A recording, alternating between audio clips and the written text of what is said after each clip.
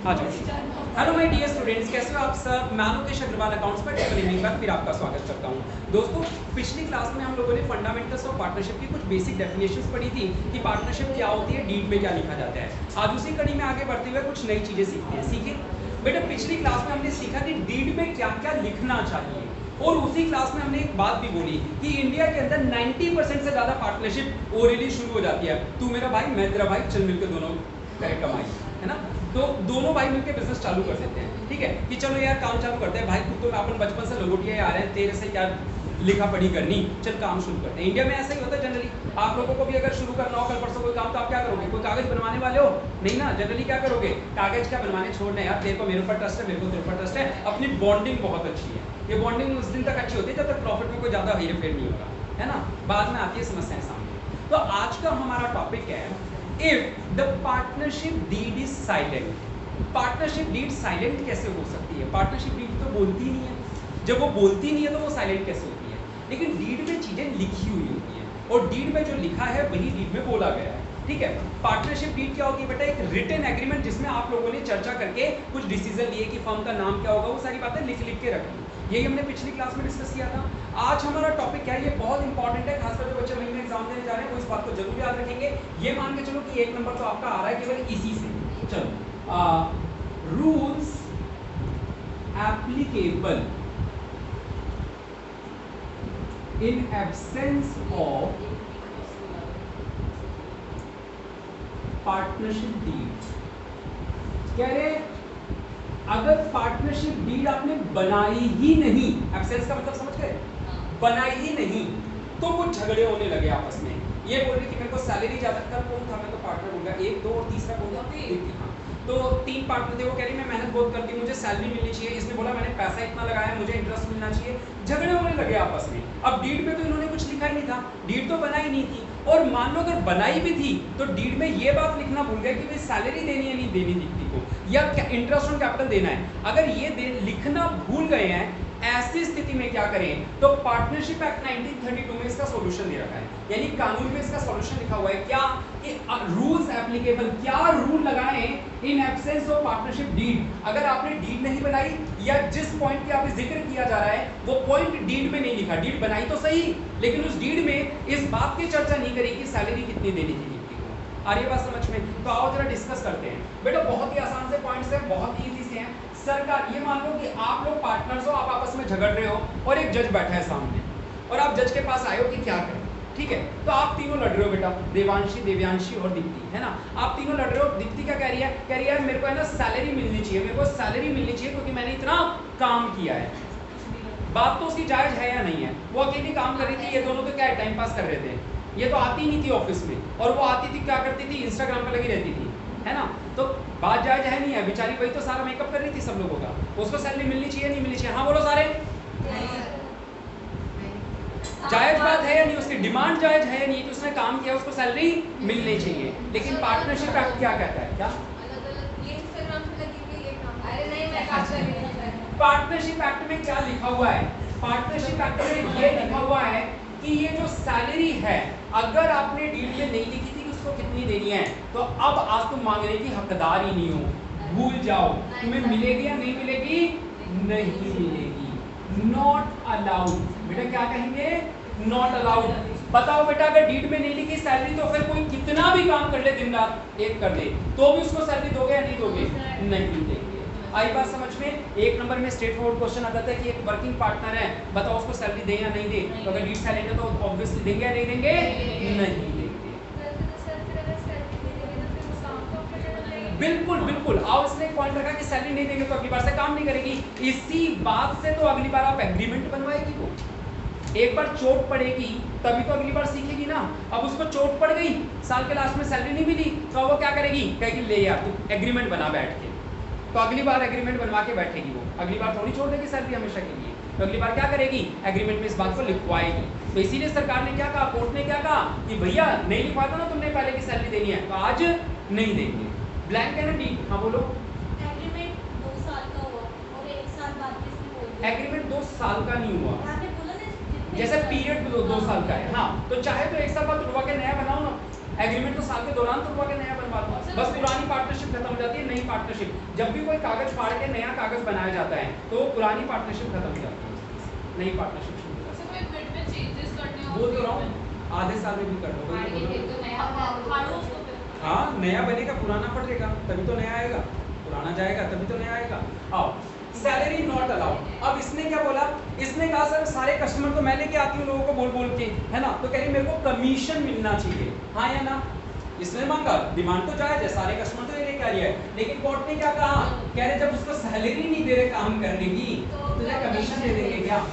तो बताओ rules applicable in the absence of partnership deed, salary भी नहीं देनी, कमीशन भी नहीं देना। चलो ठीक है ये बात तो छोड़ो, इसने कहा यार मैंने 10 लाख रुपए लगाए थे यार, मेरे घर वाले जिद कर रहे हैं कुछ तो पैसा लेके आ ब्याज का, भाई बैंक में एफडी कराती तो भी कुछ तो लाती, तो पैसा तो तुमने भी लगाया था। इस पर तीनों राजी हो, और मैं कौन हूँ, अकाउंटेंट हूँ, मैं अकाउंटेंट हूँ, और तुम तीनों राजी हो कि यार हाँ इंटरेस्ट ऑन कैपिटल तो मिलना चाहिए ना हमें। तो मैं आपसे क्या कह रहा हूँ, आप दो मुझे अपनी पार्टनरशिप डीड दिखाओ। भाई अकाउंटेंट का काम आपकी जुबान के हिसाब से चलेगा, पार्टनरशिप डीड के हिसाब से, पार्टनरशिप डीड। मैंने कहा इसमें इंटरेस्ट ऑन कैपिटल के बारे में तो कुछ लिखा ही नहीं है, लिखा है क्या इसमें, आप लोगों ने बनाई नहीं दी, बनाई थी तो इंटरेस्ट ऑन कैपिटल के बारे में लिखा नहीं, और आप तीनों मांग रहे हो, तीनों राजियों को लड़ाई नहीं कर रहा, तीनों राजियों की हमें 10% का इंटरेस्ट ऑन कैपिटल मिलना चाहिए।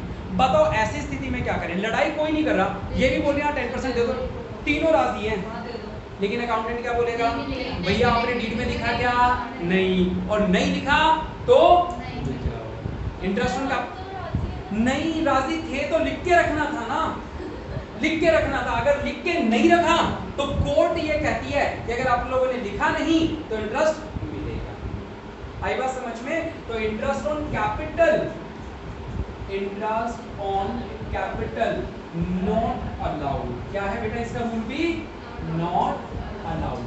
कोर्ट को बस इतना ही बोलना आता है क्या, नॉट अलाउड। आप मेरे पास आओगे तो सैलरी मांगने आई, मैंने क्या बोला, नॉट अलाउड। कमीशन मांगने आई, मैंने क्या बोला, not allowed. Interest on capital मांगने आई, मैंने क्या बोला, नॉट अलाउड। अब बात आई अकाउंटेंट ने बोला, अकाउंटेंट ने, आप तीनों नहीं बोल रहे, अरे मैडम आप तीनों लोग घर पे पैसा लेके जाया करते थे, आप तीनों लोग घर पे पैसा लेके जाया करते थे, ड्राइंग्स थी, तो इंटरेस्ट ऑन ड्राइंग आप लोगों से चार्ज करनी चाहिए। मैं पिछले बिजनेस में अकाउंट्स बनाता था, वहां पे भी इंटरेस्ट ऑन ड्राइंग चार्ज किया करता था पार्टनर्स से, तो आप लोगों की भी चार्ज कर देता हूँ।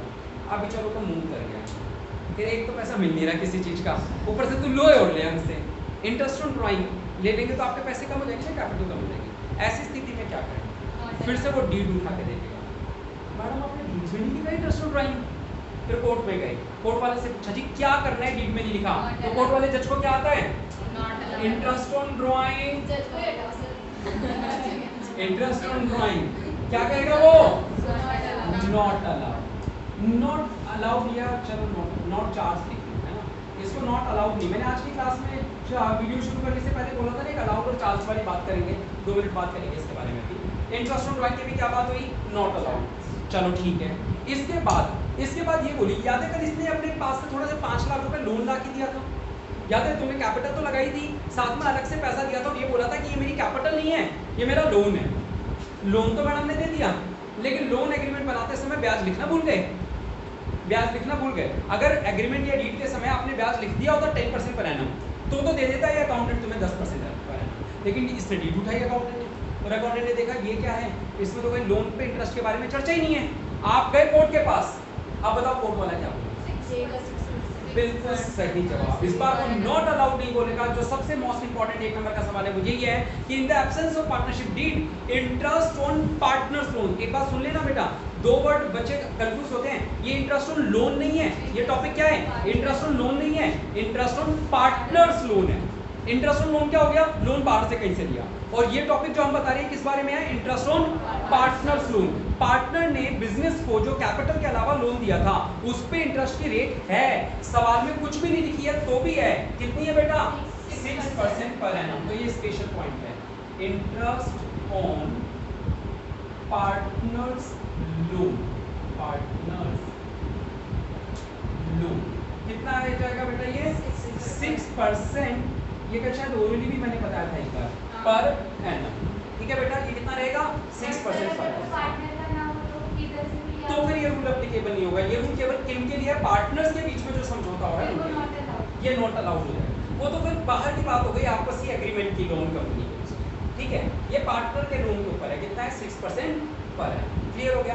अब लास्ट टॉपिक क्या सर, हम लोगों तो ये भी लिखना भूल गए थे कि प्रॉफिट को बांटना कैसे है, प्रॉफिट को बांटना कैसे है।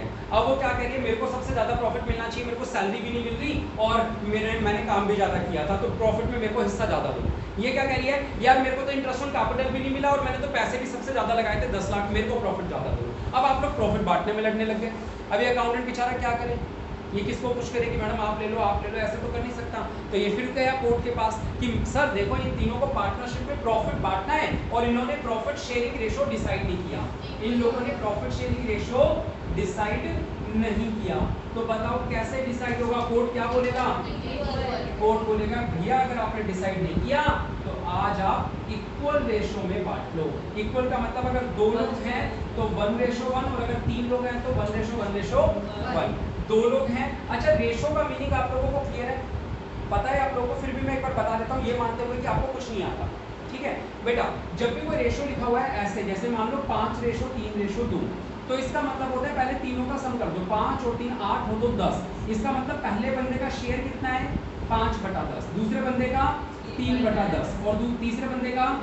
तो मान लो अगर मेरे पास प्रॉफिट है 20,000 रुपए का, मेरे पास प्रॉफिट कितना है 20,000 का और मुझे आप तीनों में बांटना है किस रेशो में, 5:3:2 में। तो कैसे बांटूंगा, 20,000 का 5/10 तुम्हें दे दूंगा, 20,000 का 3/10 तुम्हें दे दूंगा दिव्यांशी, और दीप्ति को कितना मिल जाएगा 20,000 का 2/10।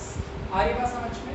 ठीक है, तो प्रॉफिट बांटना समझ में आया कि अगर हमारे पास प्रॉफिट 20,000 है, अच्छा मान लो यहाँ पे रेशो चेंज कर देते हैं, 3:2:1 है, तो बताओ कैसे मिलेगा, पहले बंदे को कितना मिलेगा बताओ, 20,000 इंटू 3/6, दूसरे को 20,000 इंटू 2/6 और तीसरे को 20,000 इंटू। ठीक है, ये बात आपको पता है, वेरी गुड, आपके स्कूल टीचर्स अच्छे हैं, आप ऐसे बेकार में बोलते रहते हैं ना। चलो ये था बेटा हमारा 1 नंबर का पॉइंट जो आपको अच्छे से याद हो गया होगा मेरे ख्याल से पूरे साल के लिए। ठीक है, अब इससे आगे अब हम प्रैक्टिकल टॉपिक पे मूव ऑन करते हैं, थ्योरी यहीं पे पढ़नी है। चलो बेटा शुरू करते हैं हम लोग चैप्टर के सेकंड क्वेश्चन से शुरू कर रहे हैं हम लोग। फर्स्ट क्वेश्चन बिल्कुल फर्जी है, 11th क्लास से रिलेटेड है। सेकंड क्वेश्चन जो है वो इंटरेस्ट ऑन कैपिटल का है। आओ यहाँ से आप लोग देख सकते हो, इसका स्क्रीनशॉट ले सकते हो। सेकंड क्वेश्चन करें शुरू। देखो बेटा ये जो सवाल है ना, ये सवाल अगर मैं कहूँ कि 6th क्लास के बच्चे से पूछूं तो शायद 6th या 7th क्लास का बच्चा भी कैलकुलेट कर देगा। मैंने अपने बोर्ड पे आपको कोई टॉपिक नहीं पढ़ाया, कुछ नहीं पढ़ाया, और फिर भी सवाल कर रहा हूँ, सीधा सेकंड क्वेश्चन चालू कर देते हैं। क्यों? एक बात तो कसम खा लो कि आप 12th क्लास में आ चुके हो, बोर्ड एग्जाम देने जा रहे हो, आपको सवाल पढ़ते समय सबसे पहले पता है क्या पढ़ना चाहिए, पहली लाइन नहीं, सबसे पहले आपको हमेशा पढ़नी है लास्ट लाइन। जो बोर्ड एग्जाम दे रहे हैं वो बात खास याद रखिए, सबसे पहले कौन सी लाइन पढ़नी है आपको, लास्ट लाइन, जहां पे ये लिखा हुआ है कि करना क्या है सवाल में, ये जरूर पता होना चाहिए। क्योंकि पेपर में कई बार क्या होता है, आपको प्रैक्टिस है अकाउंट्स बनाने की और वहां जाती है जर्नल एंट्री लिखनी, आप पूरा अकाउंट बनाते हो, फिर देखते हो अरे इसको तो जर्नल करनी थी, है ना। तो आप लोगों को हमेशा सबसे पहली लाइन कौन सी पढ़नी है, लास्ट लाइन। और इसकी लास्ट लाइन में क्या लिखा हुआ है, लास्ट लाइन में लिखा हुआ है you are required to compute, compute का मतलब होता है कैलकुलेट करना, you are required to calculate interest on capital for the year ending 31 March, और जो भी डेट दे रखी है। ठीक है बेटा, इंटरेस्ट ऑन कैपिटल निकालना, अगर मैं आपसे सिंपल सी बात कहूँ, इंटरेस्ट निकालने के बराबर है। और इंटरेस्ट निकालना आप लोगों ने 5th 6th क्लास में आसपास सीख लिया था, जो आप नहीं सीखा था, सीख लिया था। तो जो आपने 5वीं या 6ठी क्लास में इंटरेस्ट निकालना सीखा था ना, ये वही सवाल है बेटा। आओ जरा एक बार देख ले, देखिए इंटरेस्ट निकालना हम लोग को आता ही नहीं आता। क्या मैं आप लोग को फार्मूला याद करवाऊं? इंटरेस्ट का फार्मूला होता है PRT/100, principal into rate upon 100 into time upon 12। याद आ रहा है? लिखवाऊंगा बोर्ड पे कि ये नोट्स है इस चैप्टर के? नहीं, ये बिल्कुल फालतू से सवाल है, बस वार्म अप के लिए आप लोगों को इंटरेस्ट कैपिटल करवा रहा हूं। आओ बेटा क्वेश्चन नंबर 2 से शुरू कर रहे हैं। क्वेश्चन नंबर 2 बेटा सवाल की समरी बना रहा हूं, अभी कोई कुछ कॉपी मत करना, बाद में आराम से फोटो वोटो दे दूंगा, समझते रहो। गिरीश और सतीश पार्टनर्स हैं एक फर्म में, तो मैं सवाल की समरी बना रहा हूं बेटा रेड पेन से। गिरीश और सतीश पार्टनर्स हैं, उनका नाम लिख लिया। फिर लिखा हुआ है, सवाल साहब के साथ जरूर पढ़ते हैं बुक के अंदर, देयर कैपिटल ऑन 1 अप्रैल, जो भी ईयर है बुक में, वह 5,60,000 और 4,75,000। बेटा यहाँ मैं डेट लिख रहा हूँ 1 अप्रैल, 1 अप्रैल को इसकी कैपिटल कितनी थी 5,60,000 और इसकी कैपिटल कितनी थी, वेरी गुड बेटा। आगे सवाल में लिखा हुआ है 1 अगस्त 16 को उन्होंने डिसाइड डिसाइड किया हूं कि उनकी कैपिटल जो है शुड बी 5 लाख ईच, यही बात लिखी है। यानी 1 अगस्त 16 से जो भी ईयर है 1 अगस्त से उनकी कैपिटल कितनी हो गई 5 लाख। इसका मतलब समझ रहे हो, इसका मीनिंग ये है कि इसने 5,60,000 लगाए हुए थे, ये 60,000 घर से घर ले गया होगा निकाल के, तो इसकी कैपिटल 5 लाख हो गई, और ये 25,000 रुपए और ले आया होगा तो इसकी कैपिटल 5 लाख हो गई। हाँ या ना? यानी 1 अगस्त से अब बिजनेस में दोनों की कैपिटल कितनी है 5 लाख रुपए लगे हुए हैं। ठीक है, आगे पढ़ो। The necessary adjustment in the capitals were made। necessary adjustment का मतलब वही जो इसको ले जाने थे वो ले गया और जिसको लाने थे वो ले आया। ठीक है, necessary adjustment का मतलब यही है। कह रहे necessary adjustment made by introducing or withdrawing cash, यानी पैसे लाके लगा दो या घर ले जाओ, वो हमने सोच लिया। इंटरेस्ट ऑन कैपिटल कितना परसेंट लगाना है 6% पर एनम। कह रहे हैं जो इंटरेस्ट ऑन कैपिटल की रेट है ना बेटा वो कितनी है 6% पर एनम। कह रहे हैं इंटरेस्ट कैलकुलेट करो। आप लोगों को लगता है कि आप कर सकते हो? जो लोग हाँ बोल रहे हैं वो अपनी कॉपी में शुरू कर दो निकालना, और जो लोग फर्स्ट टाइम देख रहे हैं चाहते हैं सीखना वो मेरे साथ सीख लो। तो आप लोग शुरू कर सकते हो, जिन्हें आता है वो लोग निकाल लो, कोई दिक्कत नहीं है। ठीक है, जिन्हें आता है वो लोग निकाल लो। हाँ बेटा कॉपी ले लो, ये मैं वैसे भी चेक नहीं करूँगा। कौन सी है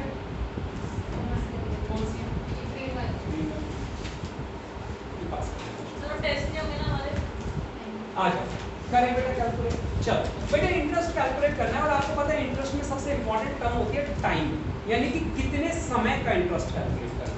ठीक है, तो जरा ध्यान से सुनना बेटा, मैं गिरीश का करवा रहा हूँ, सतीश का आप लोग खुद होमवर्क भी कर देना। ठीक है, या मैं सतीश का कराऊँ, बोलो किसका कराऊँ? दोनों का। गिरीश का करवा दूँ, एक ही बात है। तो देखो बेटा करते कैसे हैं कैलकुलेट, सीखना बेटा। साल हमारा कब से कब तक का होता है 1 अप्रैल से शुरू होता है और अगले साल की 31 मार्च को खत्म होता है। हाँ या ना? यही होता है, 1 अप्रैल से शुरू होगा 31 मार्च को खत्म होगा। हमें 12 महीने का इंटरेस्ट कैलकुलेट करना है। चलो जरा सोच के बताओ, साल के शुरुआत में गिरीश की कैपिटल कितनी थी? रेट ऑफ इंटरेस्ट कितना है?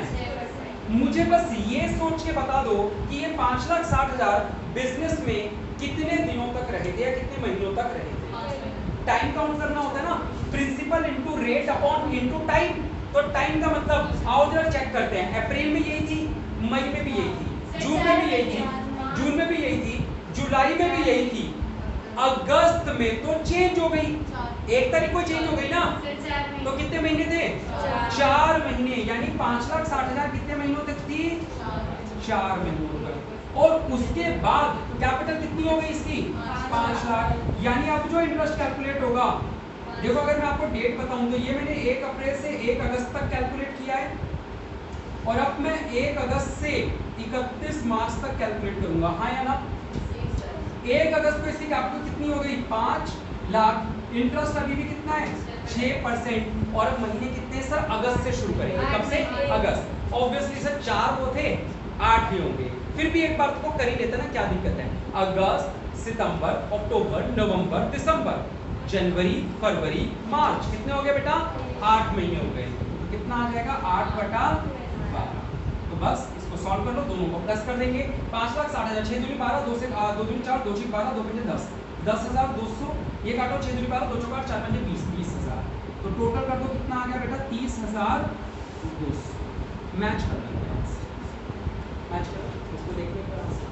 गिरीश का 31 यहाँ पे कैलकुलेशन एरर में लिख लें। 6 दूनी 12, 2 दूनी 4, 2 6 12, 2 पंजे 10 में 11, बिल्कुल सही है। 11,200 आएगा, और ये 11,200 आएगा तो ये 31। बताओ आया समझ? कुछ था इसके अंदर जो ऐसा जो 12th में सिखाया हो मैंने, या बोर्ड एग्जाम्स के लिए तैयारी करो 12th के लिए सिखाया नहीं है, बिल्कुल बच्चों वाला वार्म अप था यार। सतीश का आप कर लो। आ जाओ, XYZ पार्टनर्स हैं आपके। Question number 3, question number 3।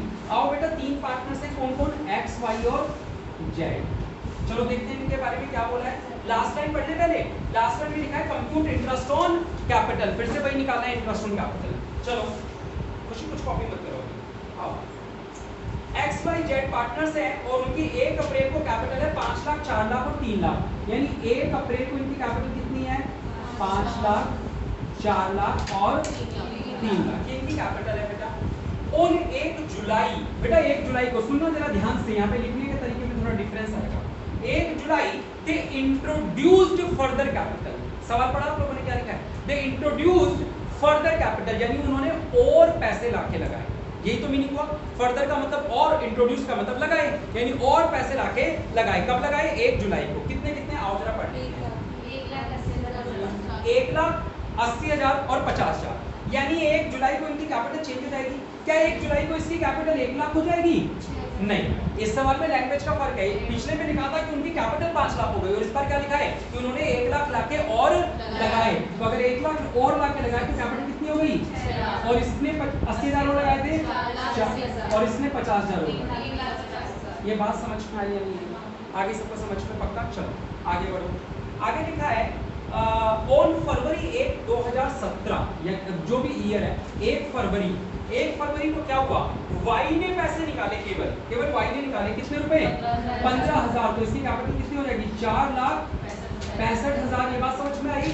चलो ठीक है। और इसके में कोई चेंज नहीं आएगा। इंटरेस्ट का रेट कितना है बेटा? 8% पर एनम। इंटरेस्ट का रेट है 8% पर एनम। बेटा तीनों का इंटरेस्ट कैलकुलेट करना है। मैं तीनों का कराऊंगा, केवल वाई का करवा दूं। एक्स और जेड तो सेम है ना, कर लोगे? चलो मैं केवल वाई का करवा दूं। आओ बेटा सॉल्यूशन देखो करें। बेटा सबसे पहले, क्योंकि हमें जो मैं वाई का करवा रहा हूँ केवल, और मैं करवा रहा हूँ 1 अप्रैल से 31 मार्च का, तो हम टुकड़ों में करेंगे। पहले करेंगे 1 अप्रैल से 1 जुलाई तक का कैलकुलेट, हाँ या ना? चलो 1 अप्रैल से कितने रुपए कैपिटल थी? 4 लाख। इंटरेस्ट का रेट 8%। महीने कितने? 1 अप्रैल से 1 जुलाई काउंट करो। अप्रैल, मई और जून। जुलाई काउंट नहीं होगा क्योंकि 1 तारीख है। 31 होती तो काउंट हो जाता। तो 3 महीने। कितने महीने? 3 महीने का ये काउंट हो जाएगा, ठीक है। उसके बाद प्लस करेंगे कौन से? अब 1 जुलाई से 1 फरवरी तक इसकी कैपिटल कितनी थी? Sir 4,80,000 into 8%। आओ जरा टाइम काउंट करते हैं। जुलाई, अगस्त, सितंबर, अक्टूबर, नवंबर और दिसंबर काउंट। अच्छा फरवरी है ना, तो फिर दिसंबर, जनवरी, फरवरी नहीं, तो 5 और 2 7 महीने। 7 ही आ रहा है ना? चलो, और फिर 1 फरवरी से साल खत्म होने तक, यानी कि 31 मार्च तक इसकी कैपिटल कितनी थी? 4,65,000 इंटू 8/100 इंटू 2 महीने, हाँ या ना? चलो तीनों का टोटल कर लें बेटा, कर लें तीनों का टोटल। चलिए करें। 3 चौक 12, 3 चौक 12, 4 4 दूनी 8, 2 चौक 8, 8,000 रुपये आ जाएगा। उसके बाद 4 दूनी 8, 4 3 12, या 12 चौक 48, 4 8 7 28, 28 को 8 से 64, 5 6 6 8 16 6 22 40। सही है क्या? चेक करते रहो। 2 4 दूनी 8, मैंने इसमें क्या किया था? एक बार कैलकुलेशन दोबारा कर लेते हैं। 4 दूनी 8, 12 चौक 48, हाँ सही था वो, ये वाला कर देते हैं। 4 दूनी 8, 4 3 12, 3 से काटा तो एकम 3 बचा 1, 3 बचे 155, 4 से किया तो 4 5 20 से 2, 4 15 7 2 62, 6,200 रुपये। ठीक है, कैलकुलेटर में ही कर सकते हैं। हाँ कौन सा बीच वाला गलत होगा शायद? बीच वाले में 22,000 आ रहा होगा। 22 और 8 30 और 6 36 36 तो आ रहा है, सही तो है। आपने 0 बाद में लगाया है ना? चेक करो। 4 और 2 6, 8 और 2 10 और 6 16, 1 और 2 3, तो कितना आ गया? 36,000। ठीक है, कैलकुलेशन तो आप कर सकते हो, कैलकुलेशन दिक्कत नहीं है। मुद्दा ये कि आपको ये टॉपिक समझ में आया कि इंटरेस्ट किस तरीके से पार्टली कैलकुलेट करते हैं। जितने समय तक जितना रुपया लगा हुआ था उतने समय तक का उतना इंटरेस्ट कैलकुलेट कर दो। एक्स और वाई का जेड का कर दोगे आप लोग, होमवर्क में कर लोगे, वेरी गुड। लास्ट क्वेश्चन इस टॉपिक का, क्वेश्चन नंबर 4। आपके में फिर टॉपिक चेंज हो रहा होगा ना बुक में इसके बाद? क्या फ्लक्चुएटिंग कैपिटल टॉपिक चेंज क्या हुआ? अच्छा और सवाल नहीं है इस टॉपिक पे, नई वाली बुक में? चलो ठीक है, वैसे एक सवाल है, चलो कोई बात नहीं। अब अगला टॉपिक फ्लक्चुएटिंग कैपिटल है ना, बस ठीक है, ये यहीं पे है। इसका हमारे टॉपिक से या चैप्टर से या बोर्ड एग्जाम से रियल में कोई लेना देना नहीं है।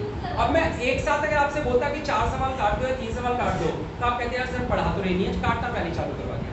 इसलिए मैंने आप लोगों को वार्म अप के लिए करवा दिए हैं। बाकी एक बात के लिए तैयार रहें कि इस चैप्टर में ऐसी ऐसी कैलकुलेशंस बार बार आएंगी। इंटरेस्ट ऑन ड्राइंग है, interest on capital, interest on loan है, कॉन्सेप्ट तो यही है, बार बार पीआरटी वाला। तो ये केवल एक वार्म अप था आप लोगों के लिए।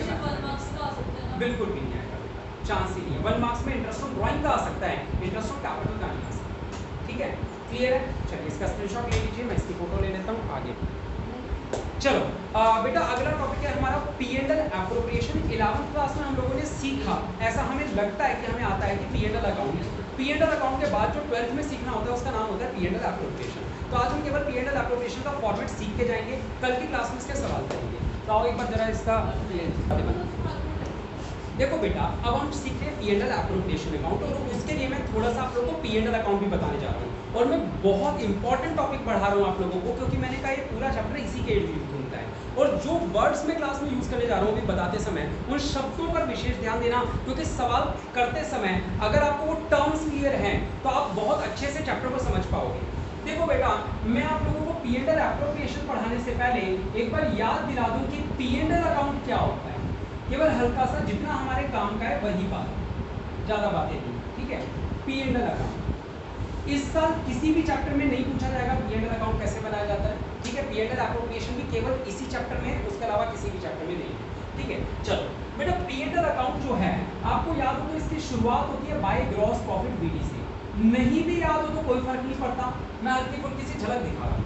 और इसमें इस तरफ आते हैं टू इनडायरेक्ट एक्सपेंसेस, ऐसे एक्सपेंस जो ट्रेडिंग अकाउंट में नहीं गए। आपके स्कूल वाले ऐसे ही रखवाते हैं, जो ट्रेडिंग में नहीं गए वो सारे कहाँ जाएंगे, P&L में आ जाएंगे। और यहाँ कुछ इनकम आ जाती है जिसको हम बोलते हैं इनडायरेक्ट इनकम। अगर आपको नहीं याद है तो भी कोई फर्क नहीं पड़ने वाला बेटा, यहाँ पे इनडायरेक्ट इनकम आके प्लस हो जाती है।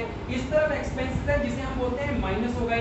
अच्छा, एक बात जरूर याद रखना, ये बात जरूर याद रखना कि P&L अकाउंट या P&L एप्रोप्रिएशन दोनों का रूल एक ही होता है कि डेबिट में सारे नुकसान और क्रेडिट में सारे फायदे आते हैं।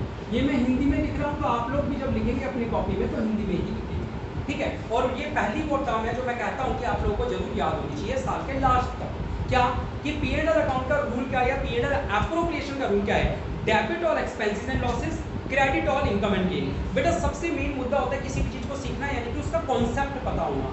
P&L अकाउंट को अगर नहीं भी बनाना है तो एक ही बात हमेशा याद रखना, कोई नुकसान होगा तो किस तरफ लिखेंगे, डेबिट में, और किसी भी वजह से हमें फायदा हुआ है तो किस तरफ लिखेंगे, क्रेडिट में। यही इसका कॉन्सेप्ट था बेटा।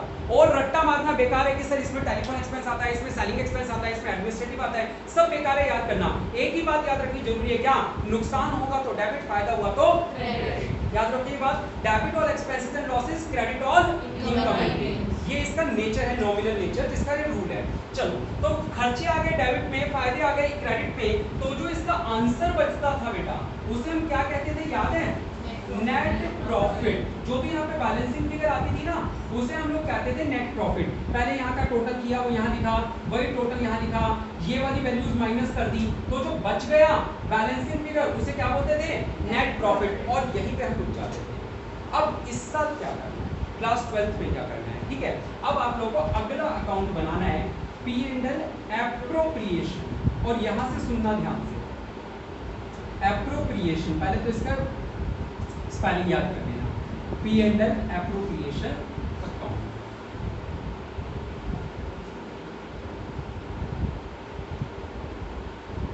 ऑब्वियसली बेटा इसका भी रूल क्या होना चाहिए, डेबिट में सारे नुकसान और क्रेडिट में सारे फायदे, ठीक है। डेबिट में नुकसान और क्रेडिट में फायदे हैं, तो ये तो हमने बात यहाँ पे लिखी है। अब जो सीखना है वो मैं आप लोगों को बता रहा हूँ कि इसमें आइटम कौन से आते हैं। पहली बात सर, एप्रोप्रिएशन का मीनिंग क्या है, एक एक शब्द को धीरे धीरे समझते हुए चलते हैं। एप्रोप्रिएशन का मीनिंग है बंटवारा। क्या मीनिंग है इसका, बंटवारा। यानी ये जो प्रॉफिट अभी हमने कैलकुलेट किया इसको बांटने वाले हैं किनके बीच में, पार्टनर्स के बीच में। यानी यहाँ पे जो भी बातें रिकॉर्ड होंगी वो केवल पार्टनर्स के बीच में रिकॉर्ड होंगी, इसका किसी भी बिजनेस के बाहर वाले लोगों से कोई लेना देना नहीं है। जैसे कि मैं कुछ एग्जांपल देता हूँ, अगर हमने एम्प्लॉय को सैलरी दी एम्प्लॉय को, तो कौन से अकाउंट में रिकॉर्ड होगी बेटा, P&L अकाउंट में। लेकिन अगर पार्टनर को सैलरी देंगे तो कहाँ रिकॉर्ड करेंगे, P&L एप्रोप्रिएशन अकाउंट में। हमने कमीशन दिया मैनेजर को, किसको कमीशन दिया बेटा, मैनेजर को, तो पिछले साल से लिखते थे कौन से अकाउंट में, P&L में। और अगर पार्टनर को कमीशन देंगे तो कौन सी में रिकॉर्ड करेंगे, P&L एप्रोप्रिएशन में आएगा। आ रही बात समझ में, चलो ठीक है। अगर हमने इंटरेस्ट लोन, बैंक से लोन लाए थे और लोन पे उनको इंटरेस्ट दिया, तो इंटरेस्ट लोन जो आएगा वो कहाँ आएगा, इंटरेस्ट लोन वहां पे। और अगर पार्टनर को कैपिटल में अगर इंटरेस्ट दे रहे हैं तो वो कहाँ आएगा, यहाँ पे। आज मैं 2 बार बोल गया, बताना हर बार भूल गया। मैंने आपसे कहा था चार्ज और वो वाला अलाउड वाला टॉपिक, इंटरेस्ट ऑन कैपिटल और ड्राइंग वाला। 2 बातें जरूर याद रख लो बेटा कॉन्सेप्चुअली, वैसे तो रट्टा मारने को तो मार सकते हो, कॉन्सेप्चुअली 2 बातों को जरूर याद रखना। इंटरेस्ट ऑन कैपिटल हम देते हैं और इंटरेस्ट ऑन ड्राइंग हमें मिलता है। मुद्दा पहले ये समझो कि हम कौन है, बेटा हम बिजनेस हैं, हम पार्टनर्स नहीं हैं। आप लोग जो फर्स्ट टाइम यहाँ पढ़ने आए हैं, बिल्कुल एक बात को याद रखिए बेटा, कभी भी अकाउंट्स को पढ़ना है तो खुद को मालिक मत समझना, खुद को क्या समझना है? बिजनेस, यानी जिसकी अकाउंटिंग हो रही है। 11वीं क्लास में कॉन्सेप्ट था बिजनेस एंटिटी कॉन्सेप्ट, यानी अकाउंट्स जो बनती है वो बिजनेस के पॉइंट ऑफ व्यू से बनती है, मालिक के पॉइंट ऑफ व्यू से नहीं बनती। तो आपको अगर अकाउंट सीखनी है तो आपको अपना नजरिया समझना पड़ेगा कि नजरिया किसका होना चाहिए? बिजनेस का, ना कि बिजनेस के ऑनर का। तो कभी भी आप खुद को पार्टनर नहीं मानोगे, खुद को क्या मानोगे? बिजनेस। चलो अब थोड़ी देर के मान के चलो कि हम पार्टनर्स थे, यहाँ पे 3 लोग दिख रहे हैं और आप लोग बिजनेस हो, आप हर कोई अपने आप को खुद को क्या मानो? बिजनेस मानो। कैपिटल पार्टनर्स बिजनेस को देते हैं, यानी कैपिटल क्या होती है? जो पार्टनर्स ने पैसा लगाया बिजनेस में, हाँ या ना? अब इस पे आप लोग इंटरेस्ट दोगे या आपको मिलेगा? आप फर्म हो, आप बिजनेस हो, बताओ आप इंटरेस्ट ऑन कैपिटल दोगे या आपको मिलेगा? श्योर हो? बाकी लोग की आवाज नहीं आ रही कुछ? मुझे आनी चाहिए सबकी आवाज, जिस जिसको समझ में आ गया बोलते रहो। आवाज तो आनी है तुम्हारी। पैसा किसने किसको दिया पहले तो ये बताओ। कैपिटल जो है वो किसके पास से किसके पास आई है? बिल्कुल गलत, तभी गलत है, बिल्कुल गलत। कैपिटल क्या होती है? ओनर, यानी कि पार्टनर्स जो पैसा बिजनेस में लगाते हैं। वो बिजनेस हो, मैं ओनर हूं, तो पार्टनर जो पैसा बिजनेस में लगाता है, ठीक है, वो कैपिटल कहलाती है, हाँ या ना?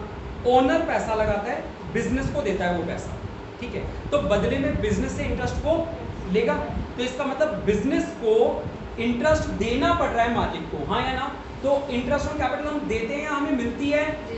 देते हैं, ठीक है, मालिक को। और इंटरेस्ट ऑन ड्राइंग बिल्कुल इसका उल्टा। ड्राइंग किसको बोलते हैं? ड्राइंग किसको बोलते हैं कि जब क्या ड्राइंग्स किसको मिलते हैं? जब ऑनर बिजनेस में से पैसा निकाल के ले जाता है, इसको क्या बोलते हैं? ड्राइंग्स। ऑनर जब बिजनेस में से पैसा निकाल के ले जाएगा तो इसको क्या बोलेंगे? ड्राइंग्स। तो जब मैं यहाँ से पैसा लेके जा रहा हूँ तो आप मुझे रोकोगे और क्या बोलोगे? पैसा तो ले जा रहा है, इंटरेस्ट दे जाइए, यही तो बोलोगे। यानी इंटरेस्ट आप दोगे या आपको मिलेगा interest on drawing? Interest on drawing आपको मिलता है, इंटरेस्ट ऑन कैपिटल आप देते हैं। ये लॉजिक समझ में आ रहा है? चलो वेरी गुड, बहुत इंपॉर्टेंट बात की क्योंकि है, ठीक है। अच्छा सुनो, इंटरेस्ट ऑन कैपिटल आपके लिए फायदा या नुकसान है? बिल्कुल सही जवाब, आप दे रहे हो ना, आपके लिए नुकसान है। और इंटरेस्ट ऑन ड्राइंग लॉजिकली आप लोगों ने याद कर लिया कि इंटरेस्ट ऑन कैपिटल यहां पे आएगा बेटा, और इंटरेस्ट ऑन ड्राइंग यहां आएगी, हाँ या ना? अच्छा स्कूल टीचर्स रखवा देते हैं कि बेटा इस तरफ एक ही आइटम आता है इंटरेस्ट ऑन ड्राइंग, बाकी कोई भी चीज हो सारी यहीं आती है, रटा मार सकते हैं। इंटरेस्ट ऑन ड्राइंग कहाँ आता है? केवल यहाँ आता है, बाकी कोई भी चीज आनी है कहाँ आएगी? यहाँ। लेकिन कॉन्सेप्ट क्या कहता है? कॉन्सेप्ट ये कहता है कि इंटरेस्ट ऑन ड्राइंग एक इनकम है इसलिए यहाँ आई, और इंटरेस्ट ऑन कैपिटल हमारे लिए नुकसान है, हमें देना पड़ रहा है इसलिए यहाँ आया। कॉन्सेप्ट समझ में आया आप सभी को? ठीक है, वरना रटा मार सकते हो कि इंटरेस्ट ऑन ड्राइंग आए, बाकी किसी भी चीज की चर्चा करूंगा तो वो यहाँ है। पार्टनर को सैलरी दी, कहाँ आनी चाहिए बेटा? यहाँ पे, नुकसान हुआ, बिल्कुल सही। टू पार्टनर्स सैलरी, पी का मतलब पार्टनर सैलरी। पार्टनर को कमीशन दिया, कहाँ आएगा? पार्टनर कमीशन डेबिट में आएगा, ठीक है। पार्टनर के लोन पे इंटरेस्ट दिया, कहाँ पे, किस चीज पे? पार्टनर के लोन पे। सर अभी तो आपने कहा था कि पार्टनर से रिलेटेड कोई भी खर्चा हो वो कहाँ पे आएगा? यहाँ पे। लेकिन पार्टनर के लोन पे जो इंटरेस्ट दिया जाता है इसे एक सामान्य इंटरेस्ट ट्रीट किया जाता है, जैसे बाहर से हम लोन लाए, ठीक है। तो यानी पार्टनर के लोन पे जो इंटरेस्ट है, देखो रेड मार्कर से लिख रहा हूँ, और एक बात याद रखना, मैं कभी भी रेड मार्कर से जब कोई चीज लिखता हूँ नोट्स में तो यानी वो स्पेशल अटेंशन की है। इंटरेस्ट ऑन पार्टनर्स लोन यहां आएगा, कहां आएगा? P&L अकाउंट में, क्लियर है। दूसरी और लास्ट बात, रेंट टू पार्टनर। मान लो आप एक बिल्डिंग में काम कर रहे हो, बिल्डिंग किसकी थी? पार्टनर की थी, तो आप क्या कर रहे हो भाई? अगर बाहर से भी कहीं से किराए पे लेते तो रेंट तो देते हैं, तो आप क्या कर रहे हो? पार्टनर को रेंट दे रहे हो उसी बिल्डिंग का। तो ये पार्टनर को जो रेंट दे रहे हैं है तो नुकसान, वो यहाँ आएगा या ऊपर वाले में जाएगा? सर एक नॉर्मल रेंट है तो नॉर्मल लाइफ में भी बाहर किसी इंसान को देना पड़ता, तो ये रेंट टू पार्टनर भी कहाँ आएगा? तो बेटा ये एक नंबर में इस तरीके का भी सवाल आ सकता है कि बताओ ऐसे कौन से पार्टनर से रिलेटेड एक्सपेंस है जो यहाँ आता है। ऑप्शन दे दिए जाएंगे 3-4, मान लो उनमें से एक रेंट लिख दिया तो ये कहाँ जाएगा? P&L अकाउंट में जाएगा, बाकी सारी चीजें कहाँ आ रही हैं? P&L एप्रोप्रिएशन में आ रही है, ठीक है। अब एक बात यहीं पे और सीख लो बेटा, P&L अकाउंट के जो डेबिट साइड में आइटम आते हैं ना, उन्हें बोलते हैं चार्ज अगेंस्ट प्रॉफिट। इन आइटम्स को क्या बोला जाता है? चार्ज। अच्छा यहाँ लिख देता हूँ, P&L के डेबिट साइड में जो आइटम्स आते हैं उन्हें बोला जाता है चार्ज अगेंस्ट प्रॉफिट। एग्जाम वाले तैयारी कर रहे हैं वो याद कर ले, डिफरेंस भी आता है इसमें पेपर में, चार्ज अगेंस्ट प्रॉफिट। और जो एप्रोप्रिएशन अकाउंट के डेबिट साइड में चीजें आती है ना बेटा, P and L appropriation account के डेबिट साइड में, उन्हें बोला जाता है appropriation of profit. Appropriation of profit. Sir ये तो बड़ी इजी बात है, आप क्यों बता रहे हो? ऑब्वियसली इसके डेबिट में जो आएगा वो एप्रोप्रिएशन है, तो ऊपर वाला क्या हो जाएगा? चार्ज। इन टेक्निकल टर्म्स में डिफरेंस है, पता है क्या? चार्ज का मतलब होता है माइनस करना और एप्रोप्रिएशन का मतलब होता है बंटवारा करना। चार्ज का मतलब क्या होता है बोलो? माइनस करना। इसका मीनिंग ये हुआ कि बेशक आपके पास प्रॉफिट है या नहीं है, आपको ये खर्चे चुकाने ही पड़ेंगे। अगर आपका लॉस भी हो जाए बेशक इन खर्चों को चुकाने से, तो भी आपको क्या करना है? इनको डेबिट पे लिखना ही है। बहुत इंपॉर्टेंट बात बोल रहा हूँ, क्लास को यहीं पे क्लोज करूंगा इंपॉर्टेंट बात के साथ। क्या है? पी एंड एल अकाउंट के डेबिट साइड में जो आइटम आता है उनको बोला जाता है चार्ज अगेंस्ट प्रॉफिट। यानी ये ऐसे खर्चे हैं जिन्हें डेबिट में लिखना ही है, बेशक उनको लिखने से लॉस हो जाए आपको। लेकिन एप्रोप्रिएशन ऑफ प्रॉफिट क्या होता है? इसका मीनिंग है कि अगर आपके पास प्रॉफिट है, क्या बोल रहा हूँ ध्यान से, अगर, अच्छा मैंने शुरुआत का पहला वर्ड तो लिखा ही नहीं था, ये जो नेट प्रॉफिट लास्ट था ना इसका, इस अकाउंट की जो पहली शुरुआत होती है वो बाय नेट प्रॉफिट बीडी से होती है, उसकी ग्रॉस प्रॉफिट से होती है। इसमें जो नेट प्रॉफिट था ना वो वाली ओपनिंग बैलेंस आ जाता है, पी एंड एल अकाउंट वाला, उनसे वैल्यू हो जाती है, पी एंड एल वाली वैल्यू हो जाती है। ठीक है, अच्छा तो इस अकाउंट में यहाँ खर्चा तभी आएगा अगर प्रॉफिट है तो। बंटवारा, एक जनरल सी बात करते हैं हिंदी की, अकाउंट्स के टर्म्स छोड़ दो, सिंपल सी बात बताओ, प्रॉफिट का बंटवारा तभी तो होगा जब प्रॉफिट हो।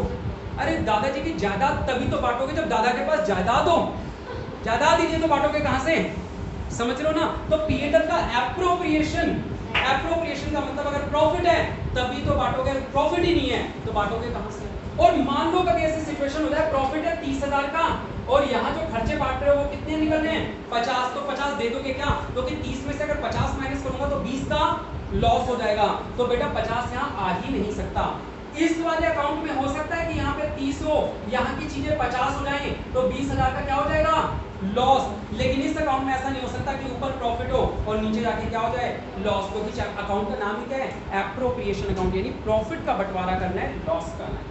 अगर कभी हमारे पास लॉस है तो वो ऊपर ही बढ़ जाता है, नीचे नहीं बढ़ता। आई बात समझ में? ये सवाल करते समय काम आएगी, जिस दिन सवाल करूंगा उस दिन ये लाइनें काम आएंगी। दोबारा याद दिलवा दूंगा एक बार और आप लोगों को कि इनका टेक्निकल टर्म्स का मीनिंग क्या है चार्ट में।